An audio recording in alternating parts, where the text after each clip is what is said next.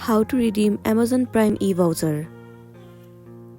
The very first thing you want to do is to head over to any of the web browser and then move into the site www.amazon.in/prime/promo/landing and then enter the Amazon Prime promo code.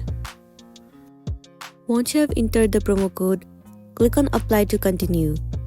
It will redirect you to this page. Well, in this page, you have to enter the ID in which you want to activate the subscription. Once you have entered your email address or your mobile phone number, simply click on Continue. Now you have to repeat the same process on Amazon Prime app.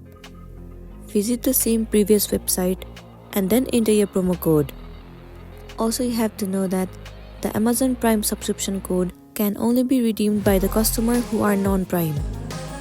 So make sure that you are a non-Prime user and only you will be able to redeem the code. So that's it, and this is simply how you can redeem Amazon Prime E-Voucher. I really hope this video is going to be helpful for you. If it does, please make sure to like and subscribe to our channel. And thank you for watching it till the end.